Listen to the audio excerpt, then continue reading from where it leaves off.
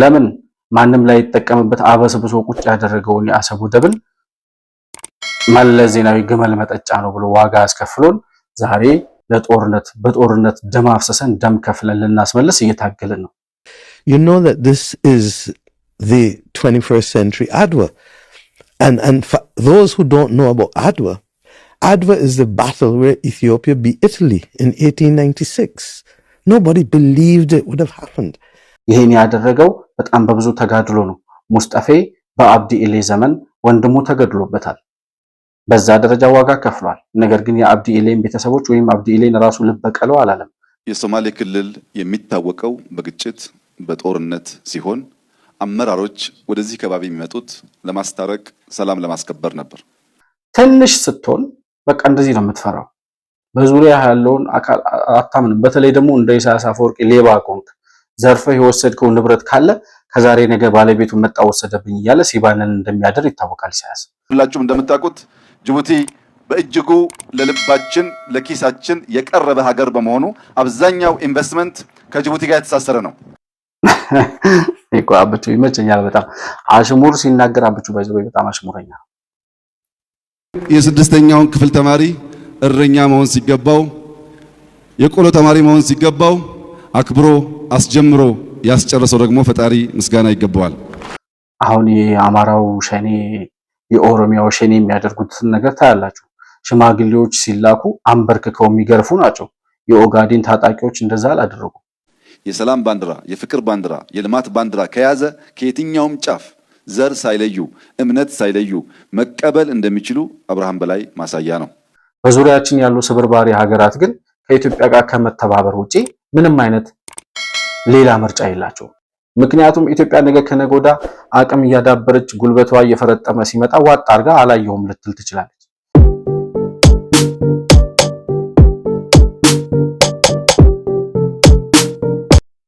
ሰላም ለእናንተ ይሁን። የተከበራችሁ የመሆን መልቲሚዲያ ቤተሰቦች እንደምን አላችሁ? ብሩክ የሾርቅ አሰፋ ነኝ ከመሆን መልቲሚዲያ።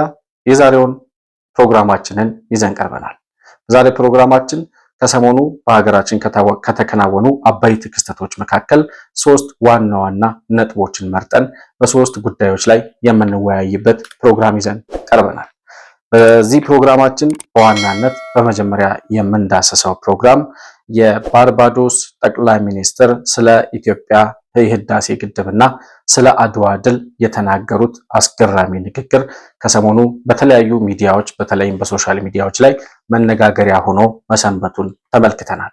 ይቺ የባርባዶሷ ጠቅላይ ሚኒስትር የኢትዮጵያ ወዳጅ የሆኑት ጠቅላይ ሚኒስትር ያስተላለፉት መልእክት ምንድነው? ለምንድነው መነጋገሪያ ሲሆነው?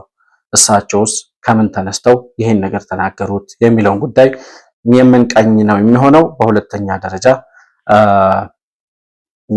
ከትላንት በስቲያ በሶማሌ ክልል የተመረቁ 2 ፕሮጀክቶች አሉ።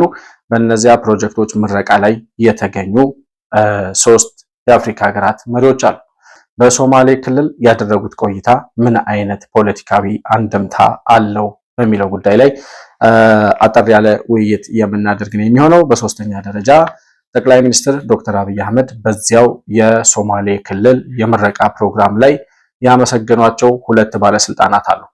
እነዚያ 2 ባለስልጣናት እነማን ናቸው? የተሰጣቸው ምስጋናስ ወይም ደግሞ የሰሩት ስራ ለምስጋና የሚያበቃ ነው ወይ የሚለውን ጉዳይ የምንዳሰስበት ፕሮግራም ይኖረናል። በእነዚህ ሐሳቦች ላይ ያላችሁን ሐሳብ አስተያየት በኮሜንት መስጫው ላይ ልትጽፉልኝ ትችላላችሁ። እንዲሁም ደግሞ ከታች በምናስቀምጠው የዋትስአፕ ቁጥራችን ላይ ልትደውሉልን፣ ልትጽፉልን፣ ልታናግሩን እንደምትችሉም ለማስታወስ እወዳለሁ።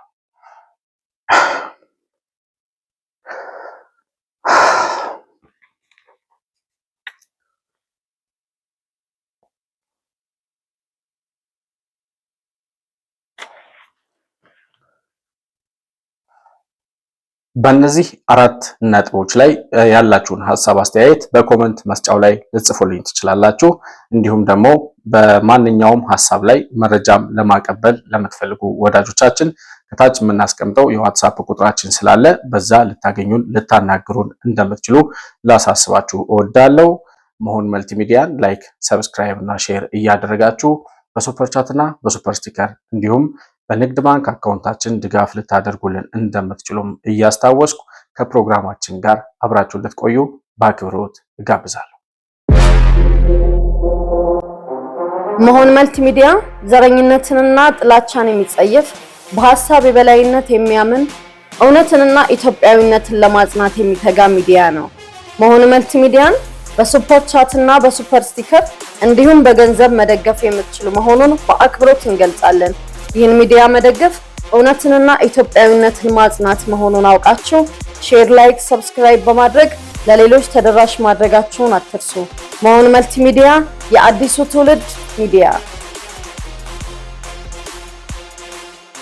እንግዲህ ወደ ፕሮግራማችን ስንገባ የመጀመሪያው አጀንዳችን ወይም የመጀመሪያው መወያያችን የሚሆነው ርዕስ የባርባዶሷ ጠቅላይ ሚኒስትር የተናገሩት ንግግር በጣም አስገራሚ ንግግር ሆኖ ከሰሞኑ በሶሻል ሚዲያዎች በተለይም በአፍሪካውያን ዘንድ የአፍሪካውያን አክቲቪስቶች፣ ጋዜጠኞች እየተቀባበሉ ሲዘግቡት የነበረ ንግግር ነው ያደረጉት።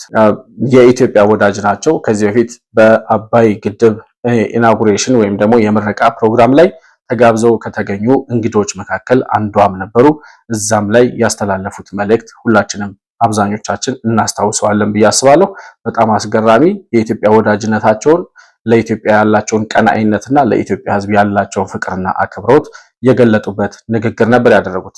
ከሰሞኑም በአንድ ቃለ መጠይቅ ላይ ባደረጉት ንግግር እዛ ላይ ስለ ኢትዮጵያ የህዳሴ ግድብ ተነስቶ የህዳሴ ግድብን ከአባይ የህዳሴ ግድብን ከአድዋ ድል ጋር አገናኝተው ስለ ኢትዮጵያና ኢትዮጵያዊነት የተናገሩት አስገራሚ ንግግር አለ። እሳቸው ራሳቸው የሚናገሩትን ከአንደበታቸው እንስማቸውና ተመልሰን እንወያይበታለን። Ethiopia has been trying for a long time to build a dam, but how they funded it was fascinating. That's the story of resilience. I mean, that's the most fascinating story. They asked for a loan from the international bank. And the bank's international community refused to fund it for whatever reasons, and the Ethiopians turned inward. And between the central bank and the banks in Ethiopia and the ordinary citizens. It's a mind-blowing story. Citizens buying bonds, citizens giving donations.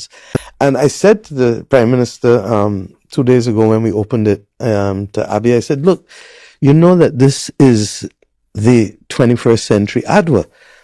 And for those who don't know about Adwa, Adwa is the battle where Ethiopia beat Italy in 1896. Nobody believed it would have happened. And Ethiopia came together, and it took them, I think, almost 2 years in the long trek, and they rose majestically. Adwa is what led to the beginning of the Pan-African movement. The New York Times, when you go to the museum in Addis Ababa that commemorates Adwa, you see the New York Times articles showing that this little African country, that's their mind, oh mind, is much bigger than Italy, beat the great Italians. And out of this then came the entire movement that, guess what, black people can achieve something after centuries of domination and subjugation. And out of that came the glory of the Pan-African movement, the conferences, ultimately the 1945 Manchester Conference, which really was the last major one before the independence movement, and Nkrumah and all of the others coming out. So for me, this engineering feat is the biggest dam in Africa. It's like 2 kilometers wide, 550 feet high. I mean, you have to see it to believe it. I've never seen water move at that speed. And even after they take the water that they need for the dam to generate the electricity, the overspill is coming down with a ferocity that I've never seen it. And that they could do it when the world said no. It took them 14 years, but they did it. ጠቅላይ ሚኒስትሯ ሲናገሩ እንደሰማችሁት እንግዲህ የህዳሴ ግድብን እንዴት አስደማሚና አስገራሚ በሆነ ሁኔታ እንደሚገልጹት ኢትዮጵያውያን ራሱ በዚህ ደረጃ ተረድተናል ወይ፣ ኢትዮጵያውያን ራሱ በዚህ ደረጃ ገብቶናል ወይ ብለን ግራ እስኪገባን ድረስ እሳቸው በጣም ተደመውና ተገርመውበት የሚናገሩት። የእውነትም ደግሞ ሲናገሩ እንደምሰማቸው ኢትዮጵያውያን ለህዳሴ ግድብ የብድር አገልግሎት 5 ሳንቲም አንሰጥም ብሎ ዓለም አቀፉ ተቋማት አምጾባቸው ይላል። አምጾባቸው ነገር ግን በራሳቸው አቅም፣ በራሳቸው ጉልበት፣ በራሳቸው ልጆች የውስጥ አቅም ብቻ በዓለምና በአፍሪካ ደረጃ ግዙፍ የሆነውን የህዳሴ ግድብ ገንብተው ለፍጻሜ ማብቃት ችለዋል። በጣም ብዙ ተጽዕኖ፣ በጣም ብዙ ፈተና፣ በጣም ብዙ ተግዳሮት አልፎ የህዳሴ ግድብ ለፍጻሜ መድረሱን እንዲያውም የሚያነጻጽሩት ከምን ጋር ነው? ኢትዮጵያውያን በ21ኛው ክፍለ ዘመን ሁለተኛውን የአድዋ ድላቸውን አስመዝግበዋል ይላሉ። ምክንያቱም እነሱ ኢትዮጵያውያን ናቸው ይላሉ። ምክንያቱም እነሱ ኢትዮጵያውያን ናቸው ማለት ዝም ብሎ ተረት፣ ዝም ብሎ ቃላት አይደለም። ኢትዮጵያውያን ናቸው ማለት ምንድን ናቸው ኢትዮጵያውያን ብሎ የሚጠይቅ ሰው ካለ ኢትዮጵያውያን የጥቁር ሕዝብ ኩራት፣ የጥቁር ሕዝብ የነጻነት አርማ፣ ኢትዮጵያ የነጻነት ቀንዲል፣ ለአፍሪካ ብቻ ሳይሆን ለመላው ዓለም፣ በመላው ዓለም ለሚኖር የጥቁር ሕዝብ የነጻነት ጮራ መፈንጠቅ የቻለች፣ ለካ ነጮች ይሸነፋሉ፣ ለካ ጥቁርም ነጮችን ማሸነፍ ይችላል፣ ለካ ጥቁርም ነጻነትን ማወጅ ይችላል፣ ለካ ጥቁሮችም የራሳቸው ሀገር፣ የራሳቸው ዳር ድንበር፣ የራሳቸው ሉዓላዊነት ኖሯቸው መኖር ይችላሉ፣ ለካ ነጮችም ይሸነፋሉ የሚለውን ሜንታሊቲ በመላው ዓለም ጥቁር ሕዝብ ዘንድ ማስረጽ የቻሉ ጀግኖች ነን ኢትዮጵያውያን። አባቶቻችን እንደዛ ናቸው። ያን ታሪክ ነው ያወረሱን። ዓለም እንደዚህ የሚኮራበትን፣ መላው አፍሪካ፣ መላው ጥቁር ሕዝብ የሚኮራበትን ታሪክ ነው ያስመዘገብ ነው። ያ ድል ነው የተመዘገበው በህዳሴ ግድብ። ህዳሴ ግድብ አንድ ግድብ አይደለም። ህዳሴ ግድብ ዓለም አምጾብን፣ ዓለም 5 ሳንቲም አልሰጥም ብሎ አልሰጥም ማለታቸው ብቻ እኮ አይደለም። ህዳሴ ግድብን እንዳንገነባ በታሪካዊ ጠላታችን በግብጽ እንዲሁም በአውሮፓውያን የእጅ አዙር የቅኝ ግዛት ውል የተነሳ ውል ጥሳችኋል እየተባል፣ ውሃ ከልክላችኋል የተፋሰሱን ሀገራት እየተባል 16 ነው 13 ጊዜ ሴኩሪቲ ካውንስል ድረስ ሂደን ተከሰን ቀርበናል። እውነትን ስለያዝን አሸንፈናል። በጋራ ስለቆም ድል አድርገናል። ይሄ ታሪክ አስገርሟቸው ነው እቺ ጠቅላይ ሚኒስትር በዚህ ደረጃ ስለ ኢትዮጵያዊነት የሚያወሩት። ዓለም እንደዚህ የሚደመምበትን ኢትዮጵያዊነት ባንዳና ባዳ መሆን ክፉ ነውና ባንዳነት የተጠናወታቸው ኢትዮጵያውያን ሆነው ለግብጽ የሚሰልሉ፣ ኢትዮጵያውያን ሆነው ለኤርትራ የሚያሸረግዱ፣ ኢትዮጵያውያን ሆነው የኢትዮጵያን አቅም ከኤርትራ በታች ከግብጽ በታች ለማድረግ የሚሰሩ፣ ኢትዮጵያ የራሷን ሀብት እንኳን እንዳትጠቀም የባህር በር ስትጠይቅ ኢትዮጵያ የባህር በር መጠየቅ የፖለቲካ አጀንዳ ወይም የአንድ መንግስት አጀንዳ አድርገው ከመንግስት ጋር በተቃርኖ የቆሙ በሀገር ህልውና ላይ በሀገር ጥቅም ላይ እንኳን መስማማት የማይችሉ ባንዳዎች ኢትዮጵያውያን ተብለው መጠራታቸው በጣም ያሳዝነኛል። ነገር ግን ዓለም በዚህ ደረጃ እየመሰከረ ስለሆነ ዓለም በዚህ ደረጃ የኢትዮጵያን አቅም፣ የመሪዎቻችንን አቅም፣ የዶክተር አብይን አቅም ዓለም እየተረዳ እኛም የተከተልነው መስመር ትክክል መሆኑን ያረጋገጥንበት ዘመን ላይ ስለምንገኝ የኢትዮጵያ ከፍታ እውነት እየሆነ ጠላቶቿ አንገት እየደፉ ኢትዮጵያውያን ቀና እያልን የምንሄድበት ቀን እየመጣ ነው። በእውነትም ዛሬ መጥቷል ማለት እንችላለን። ዓለም እየመሰከረ ያለው እውነት እሱን ስለሆነ ማለት ነው። ከጠቅላይ ሚኒስትሯ ንግግር እንግዲህ ስንሻገር ባይዘወይ ታንኪዩ ማለት ያስፈልጋል። በጣም ምስጋና የሚገባቸው፣ በጣም ክብር ያላቸው፣ በጣም እውነት የሚናገሩ መሪ ስለሆኑ እንደዚህ አይነት ታላላቅ መሪዎችን ነገም ከነገ ወዲያ ትላልቅ ኢናጉሬሽኖች ሲኖሩ በእርግጠኝነት በክብር እንግድነት ይገኛሉ ብለን እንጠብቃለን። እሳቸውን በልካቸው ማክበርና ማመስገን የኢትዮጵያን ወዳጆች እነሱ በሚገባቸው ልክ ለኛ በሰጡን ልክ ኢትዮጵያም ትመልሳለች ብዬ አስባለሁ። እንግዲህ ወደ ሶስቱ መሪዎች ስንመለስ ሶስቱ መሪዎች በሶማሌ ክልል ከትላንት በስቲያ 2 ፕሮጀክቶችን አስመርቀዋል። ጠቅላይ ሚኒስትር ዶክተር አብይ ከጅቡቲው ፕሬዝዳንት ከእስማኤል ኦማር ጊሌ ጋር እንዲሁም የሶማሊያ ፕሬዝዳንት ሐሰን ሼክ መሐመድ በሶማሌ ክልል ተገኝተው ከነ ሙስጠፌ ኦመር ጋር በጋራ በመሆን 2 ፕሮጀክቶችን ሲያስመርቁ ተመልክተናል። እነዚህ 3 ሀገራት መሪዎች ከኢትዮጵያ ጋር በጋራ ሆነው የኢትዮጵያን ልማት የኢትዮጵያን ፕሮጀክቶች ለመመረቅ የመጡበት ምክንያትና ዶክተር አብይም እዛ ጋር ያስተላለፈው መልእክት ምንድነው የሚለውን ነገር ካየን ኢትዮጵያ በጋራ ለመልማት በጋራ ለማደግ ከጎረቤቶቿ ጋር አብራ እንደምትሰራ፣ ኢትዮጵያ ለብቻዋ የምትበላው ወይም ደግሞ ጎረቤቶቿን ትታ የምትለማ ሀገር እንዳልሆነች፣ ከጎረቤቶቿም እንደምትጠቀም ጎረቤቶቿንም የምትጠቅም ሀገር እንደሆነች አስረግጦ የተናገረበት መድረክ ነበር። ከሱዳን፣ ከኬንያ፣ ከታንዛኒያ ጋር እነዚህን ነገሮች የምንጋራ ሲሆን በቅርቡ ከሶማሊያ እና ሳውት ሱዳን ጋር በመንገድና በመብራት ለመተሳሰር ጥረት ተጀምሯል። ይህ ጥረት እንዲሳካ በኢትዮጵያ በኩልም በሶማሌ በኩልም እንዲሁም በሳውት ሱዳን በኩል በከፍተኛ ቅንጅት የሚሰራ ይሆናል። ምክንያቱም ኢትዮጵያ ያላት የተፈጥሮ ጸጋ ከጎረቤት ሀገራት ጋር ተካፍላ የምትበላ ከሆነ ጎረቤቶቿም እንደዚሁ ያላቸውን ጸጋ ከኛ ጋር የሚካፈሉ ከሆነ ምስራቅ አፍሪካ የሚለምን ሳይሆን የሚረዳ የሚበደር ሳይሆን የሚያበድር ከሌሎች የሚጠብቅ ሳይሆን የሚጠበቅበት ከባቢ የመሆን እድሉ በጣም ሰፊ ነው። እጅግ ሀብታም፣ ትልቅ ፖፑሌሽን፣ ትልቅ ገበያ፣ በወጣት የተሞላ ትውልድ ያለበት ከባቢ ስለሆነ በትብብር አብሮ የመስራትን ከልማት የመቋደስን በጋራ የማደግን አንዱ ከሌላው የመማርን ልምምድ እያሳደግን ከሄድን ምንም ጥርጥር የሌለው የ21ኛው አጋማሽ የአፍሪካ ዘመን ይሆናል። ያ የአፍሪካ ዘመን ማሳያ ፈርቀዳጅ ምሳሌዋ ደግሞ ኢትዮጵያ ትሆናለች።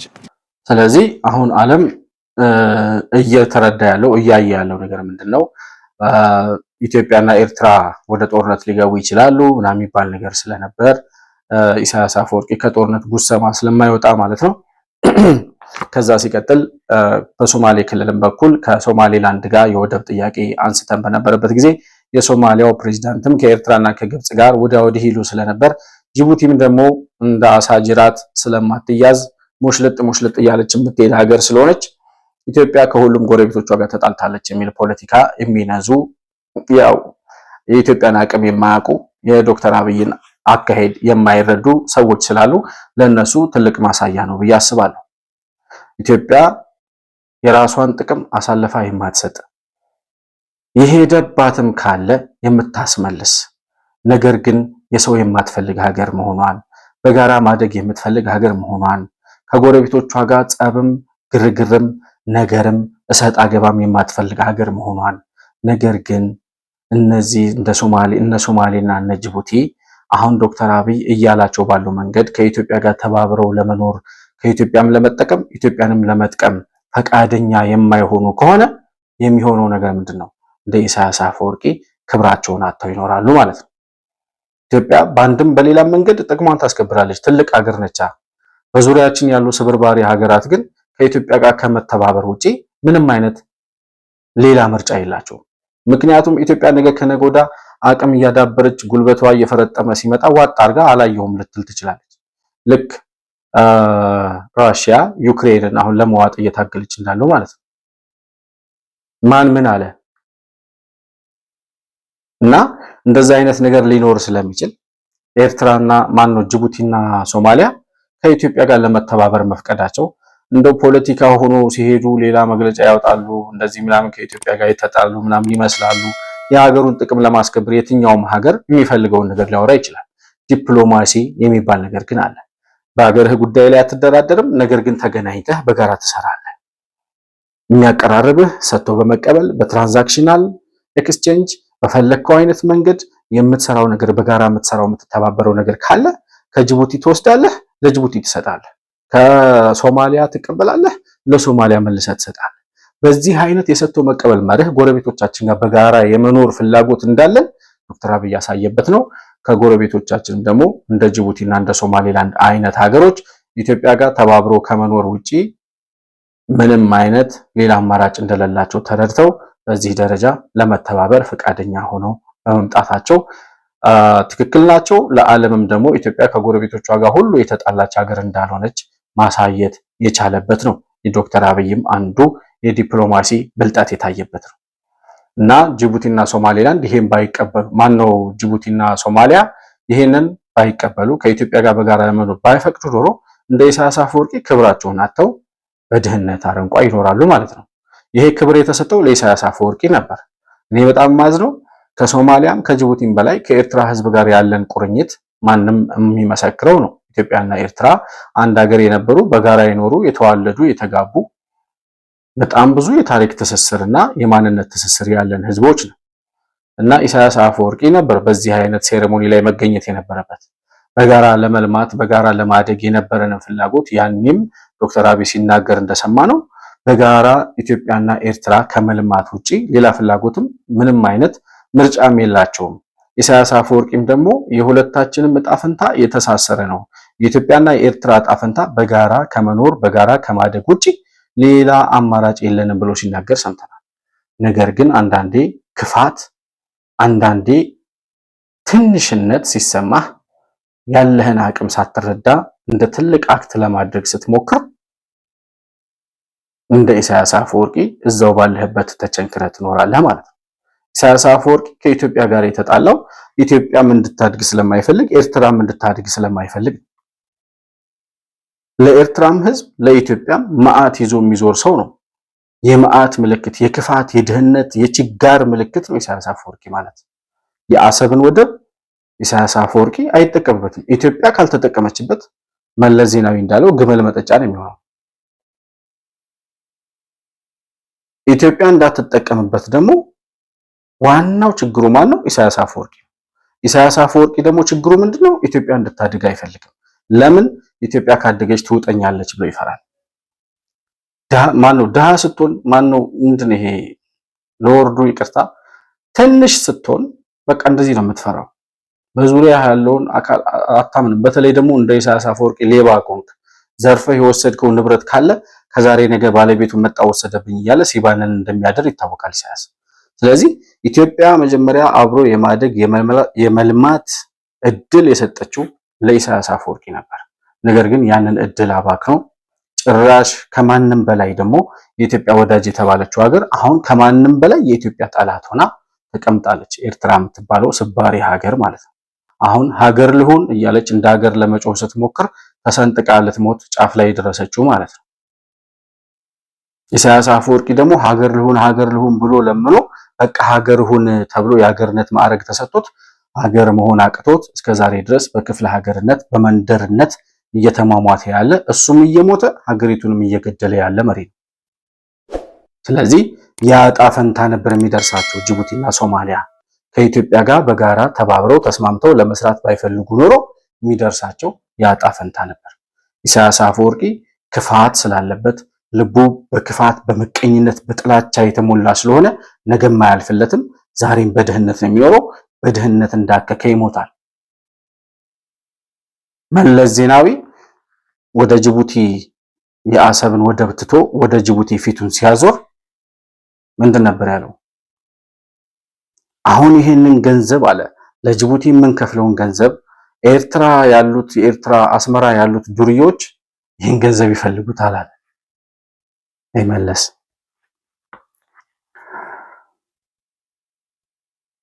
ሟች ነገረኛ ነው የሚል ጓደኛ ነበረኝ እና ነገረኛ ነው መለስ በጣም ሙት ወቃሽ ልታረጉኝ ነው አሁን እናንተ። እሺ ለማንኛውም መለስ ዜናዊ ለኢሳያስ አፈወርቂ የወደብ ኪራይ መክፈል ስላልፈለገ ይሄንን ገንዘብ ለኤርትራ ከምንሰጥ እነሱ በጣም ስለሚፈልጉት ይሄን ገንዘብ አለ ስለሚፈልጉት ይሄን ገንዘብ ባለመስጠት ኤርትራን መጉዳት ይሻለናል። ስለዚህ ወደ ጅቡቲ ሄደን ለጅቡቲ ከፍለን እንጠቀማለን።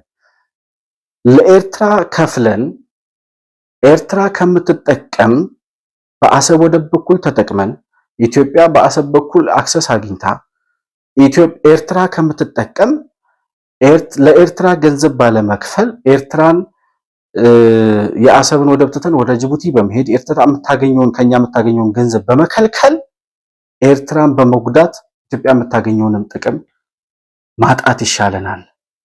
ኤርትራ ከምትጠቀም ኢትዮጵያ ብትጎዳ ይሻላል።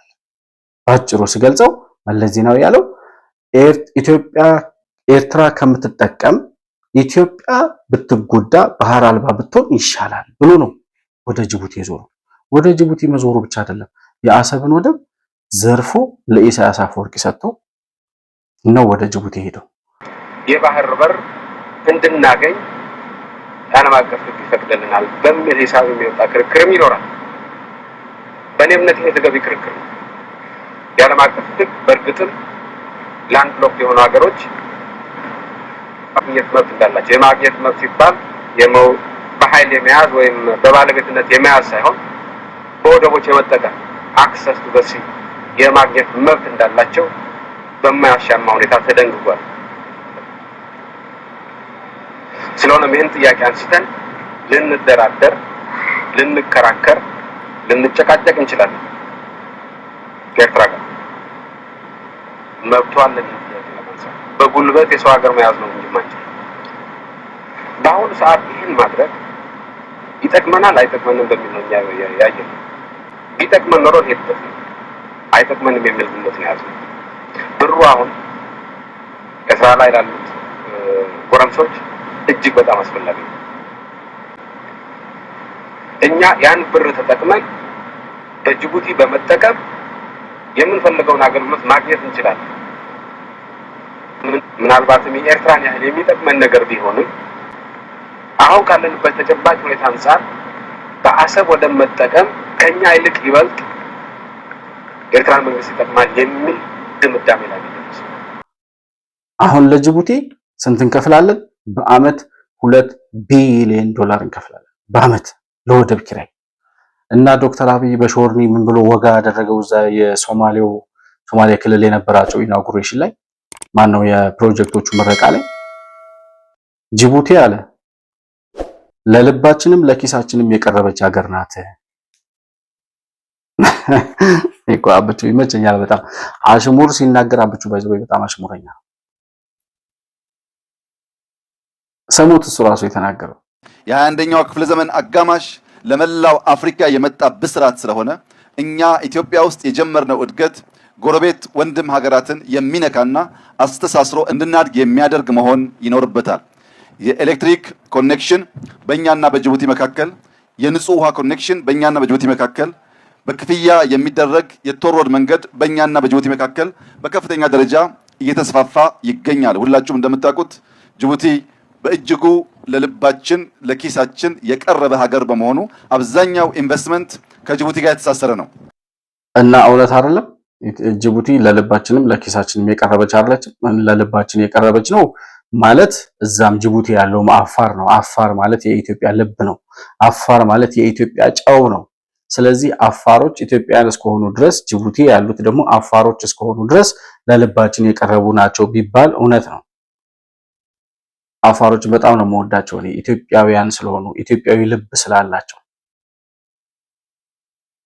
እና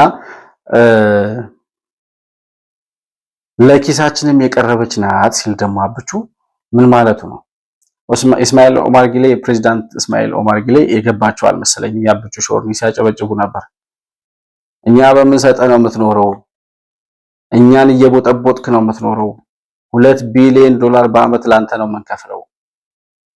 ስለዚህ እንደዚህ ወፍረ ተስማምቶ ፊትህ ደልቦ የሚታየው ምንም እንኳን የባህር ጠረፎችን ለና አሜሪካ ማከራይተህ ገንዘብ የምታገኝ ቢሆንም ኢትዮጵያ ደግሞ 2 ቢሊዮን ዶላር ከኛ ኪስ እያወጣህ ነው የምትወስደው ከኢትዮጵያ። ኢትዮጵያ ላንተ ትከፍላለች እያለው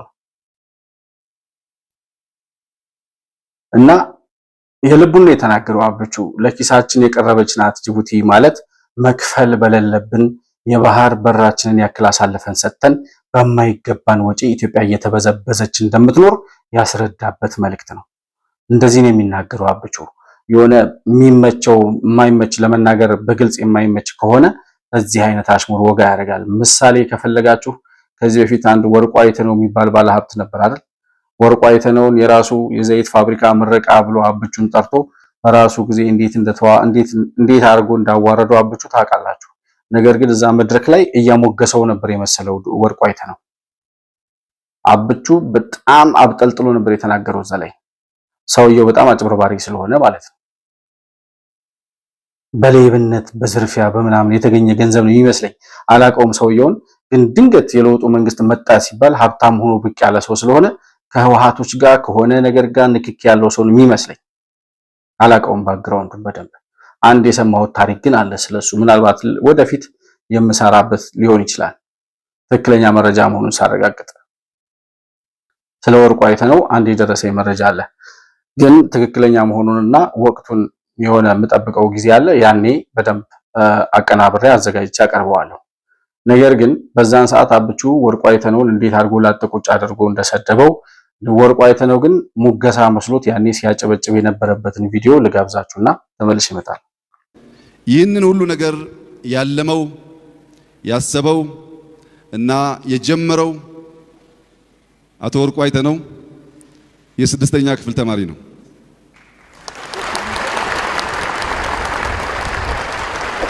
ነገር ግን የ6ኛውን ክፍል ተማሪ እረኛ መሆን ሲገባው፣ የቆሎ ተማሪ መሆን ሲገባው አክብሮ አስጀምሮ ያስጨረሰው ደግሞ ፈጣሪ ምስጋና ይገባዋል።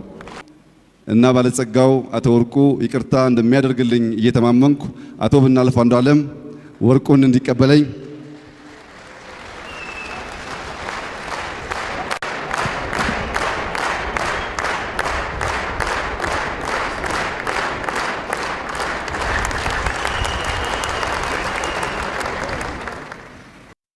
እና እዚህ ላይ እንደሰማችሁት ወርቁ አይተነው መሀይም ነው፣ የ8ኛ ክፍል ነው ምናምን ተማሪ ነው፣ እረኛ መሆን ሲገባው ባለሀብት የሆነ ሰው ነው ይላል።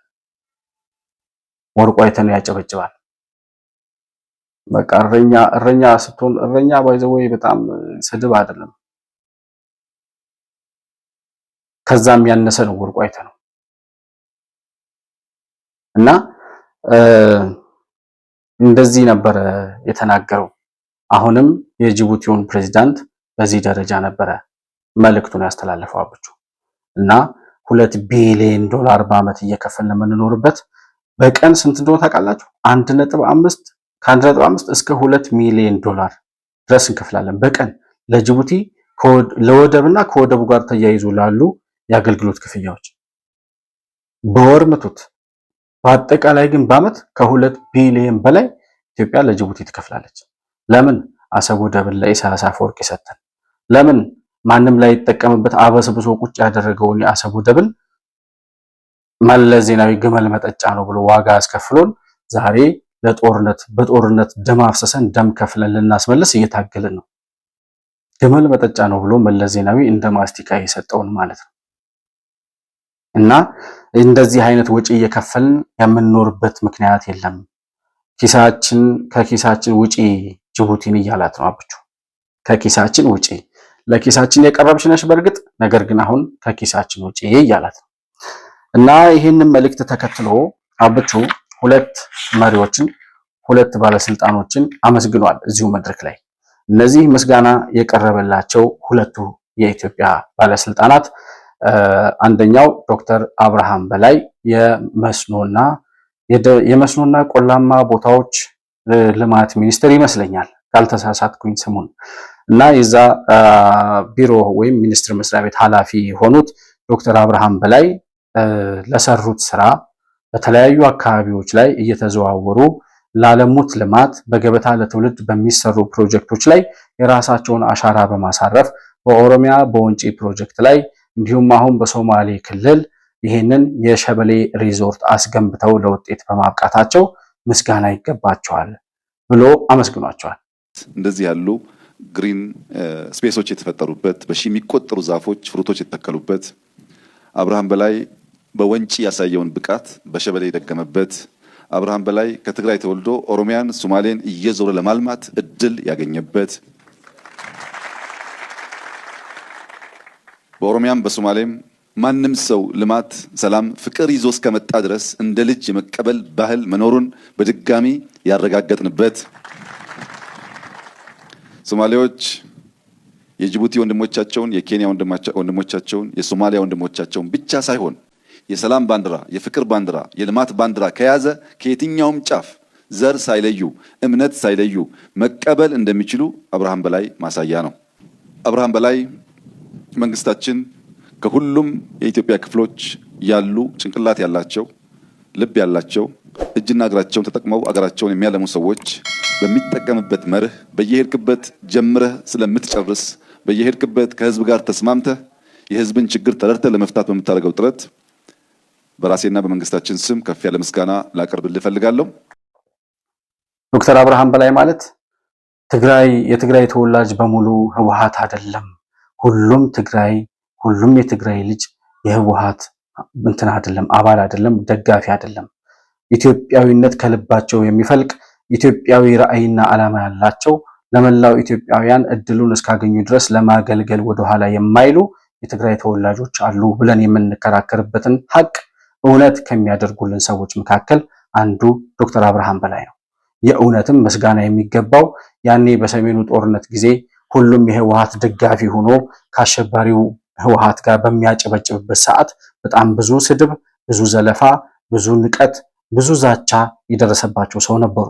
ነገር ግን ያን ሁሉ ንቀትና ዘለፋ፣ ስድብና ጥላቻ ሁሉ ተቋቁመው የያዙት መስመር እውነተኛ መሆኑን፣ ህወሓት አሸባሪ መሆኑን፣ የያዙት የልማት መስመር ከትግራይ ወጥተው መላው ኢትዮጵያን የማልማት ህልም እንዳላቸው ያረጋገጡበትና በኢትዮጵያዊነት ከፍታቸው ተከብረው መኖር የሚችሉ ጀግና ወጣት መሪ መሆናቸውን ያስመሰከሩ ሰው ናቸው።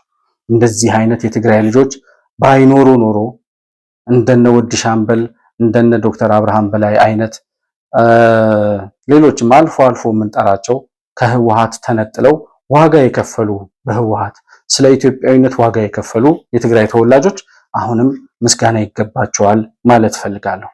በሁለተኛ ደረጃ ዶክተር አብይ ያመሰገኑት የሶማሌ ክልል ፕሬዝዳንት አቶ ሙስጠፌ ኡመርን ነው። የሶማሌ ክልል የሚታወቀው በግጭት በጦርነት ሲሆን አመራሮች ወደዚህ ከባቢ የሚመጡት ለማስታረቅ፣ ሰላም ለማስከበር ነበር። ዛሬ ግን ሁላችሁም እንዳያችሁት ሰላም ወዳዱ የሶማሌ ህዝብ በክልሉ የተጀመሩ ሰፋፊ የመሰረተ ልማት ስራዎች፣ በሺህ ኪሎ ሜትር የሚቆጠሩ መንገዶች፣ የቤት ግንባታዎች፣ በቅርቡ ያስጀመርነው የጋዝ የነዳጅ ሪፋይነሪ፣ የማዳበሪያ ፕሮጀክት፣ የኤርፖርት ማስፋፊያ ፕሮጀክት፣ አሁን ደግሞ የሸበሌ ሪዞርት በስፋት የሚሰራበት የመኪና መገጣጠሚያ ፋብሪካ ያለበት ክልል ሆኖ ወጣቶች በታላቅ ተስፋ መሪዎቻቸውን በደስታ ሲቀበሉ ሰላም እንደ ዝናብ በሶማሌ ምድር ሲዘንብ ያየንበት ዕለት ስለሆነ ይህንን አቅልለን አንወስደውም። ታላቅ ድል፣ ታላቅ ስራ ነው። የዚህ ክልል አመራሮች ለዚህ ሁሉ ስኬት ስላበቃችሁ፣ ሶማሌን ከግጭት ሶማሌን ከጦርነት ወደ ልማት ስለመለሳችሁ እንኳን ደስ ያላችሁ ማለት እፈልጋለሁ። ሶማሌዎች ከለመድነው የኑሮ ዘይቤ በተጨማሪ ከተማ መስራት፣ ልማት መስራት እንደምንችል ያሳየ ስራ ስለሆነ ለዚህ ታላቅ አርያ መሆን መብቃት መታደል ስለሆነ ያለኝ መልእክት ሁለት ነው። ሀጂ ሙስጠፌ ባለፉት ዓመታት የሶማሌ ህዝብና የኢትዮጵያ ህዝብ ከርሶ የሚጠብቀውን ከርሶ ካቢኔ የሚጠብቀውን 2% ዴሊቨር ስላደረጉ በጣም እያመሰገንኩ በሚቀጥለው ዘመን የቀረውን 90% በመልፋት በመትጋት ጅጅጋን አሁን ካለበት 10 እጥፍ አሁን ያለው ልማት በ10 በ20 እጥፍ አድጎ ለምስራቅ አፍሪካ ብቻ ሳይሆን ለአፍሪካም ኩራት የሆነ ብዙዎች መጥተው የሚያዩት ስራ እንዲሆን በትንሽ ስራ እንዳንረካ በትንሽ ስራ እንዳንቆም ሩጫችን የህዝባችንን ኑሮ እስኪቀይር ድረስ እንዳይቆም አደራ እያልኩ ባየነው ስራ ሁሉ ግን በጣም ከፍተኛ አድናቆት የተሰማን ስለሆነ እርሶንና አመራሩን እንኳን ደስ ያላችሁ ማለት ፈልጋለሁ። የለውጡ መንግስት 2010 እንደመጣ የመጀመሪያው ህወሓት የቀበረው ፈንጂ የፈነዳው ሶማሌ ክልል ነበር። አብዲ ኢሌ የሚባል እብድ ነበር ስልጣን ላይ የነበረው። ያ አብዲ ኢሌ የሚባለው የሶማሌ ክልል ፕሬዝዳንት ልክ የለውጡ መንግስት እንደመጣ ሶማሌ ክልልን እገነጥላለሁ ብሎ ነው እንቅስቃሴ የጀመረው። ያ እንግዲህ በጣም የተጠና የተቀናጀ በህወሓት ጀነራሎች የተመራ የለውጥ ወይም የሽብር እንቅስቃሴ ነበር። ያንን እንቅስቃሴ ከከሸፈ ወይም በለውጡ መንግስት ጠንካራ አመራር እና ተጋድሎ ከከሸፈ በኋላ የሶማሌ ክልል ፕሬዝዳንት የሆኑት አቶ ሙስጠፌ ኡመር ነበሩ። አቶ ሙስጠፌ ስልጣን ላይ ሲወጣ ሶማሌ ክልል በጣም በብዙ ሽብር ውስጥ ነበር። ትላንት ዶክተር አብይ ሲናገር እንደሰማነው ከዚህ በፊት የነበሩ መሪዎች ሶማሌ ክልል በጣም በረብሻና በብጥብጥ ይታወቅ ስለነበር ለማሸማገልና ለማስታረቅ ነበር የሚመጡት ብሏል። ነገር ግን እነ አቶ ሙስጠፌ ወደ ስልጣን ላይ ከወጡ በኋላ ያንን የሽብር እንቅስቃሴ በጣም ባጭር ጊዜ ውስጥ ቀርፈው አብዲ ኢሌ የዘረጋውን የሽብርና የብጥብጥ የጎሰኝነት ይሄ ከፋፍለህ ግዛ ጎሳን አንዱን ጎሳ ከሌላው ጎሳ የማጋጨትና የማጣላት የሶማሊያን ህዝብ በክብሩ በልኩ ላለማስከበርና ላለማልማት እያሸበሩ እየዘረፉ የኖሩት እና አብዲ ኢሌና የእጃዙር የህወሓት ጀነራሎች የዘረጉትን የጥፋት ኔትወርክ በአጭር ጊዜ መበጣጠስ የቻለ የሶማሌ ክልል ከአብዲ ኢሌ አመለካከት ወይም የፖለቲካ አካሄድ የተለዩ የተነጠሉ የሶማሌ ክልል ተወላጆች ከጅብና ከነብር ጋር የሚታሰሩባቸው እስር ቤቶች እንዳሉ የለውጡ መንግስት እንደመጣ በተሰሩ ዶክመንተሪዎች ተመልክተናል። አብዲ ኢሌ ከተወገደ በኋላ ማለት ነው። ስለዚህ በዛ ሁኔታ የነበረውን የሶማሌ ተወላጅ ወደ ሰላሙ ወደ ልማቱ እንዲመጣ በማድረግ የሶማሌ ክልልን ሰላም በማረጋገጥ በተለይ ደግሞ አብዲ ኢሌ አደራጅቷቸው የነበሩ ለሽብር ለብጥብጥ የሚሰማሩ አጥፊ ቡድኖች ሄጎ በሚባል መጠሪያ የሚጠሩትን ወጣቶች ወደ ልማት የማይመጣውን ደግሞ በአስፈላጊው የህግ አካሄድ እርምጃ በመውሰድ ያንን ሁሉ ኔትወርክ የወጣቶች የሽብር እንቅስቃሴ በሙሉ በመቅረፍ ቤተክርስቲያን የሚያቃጥሉ ንጹሃንን የሚገድሉ ምናምን የነበሩበትን እነዚያን ወጣቶች በአጭር ጊዜ ውስጥ ወደ ሰላሙ መመለስ የቻለ ጀግና መሪ ስለሆነ ምስጋና የተቸረው አንዱ ሙስጠፌ ዑመር ነበር። ይህንን ያደረገው ሙስጠፌ ብቻውን አልነበረም።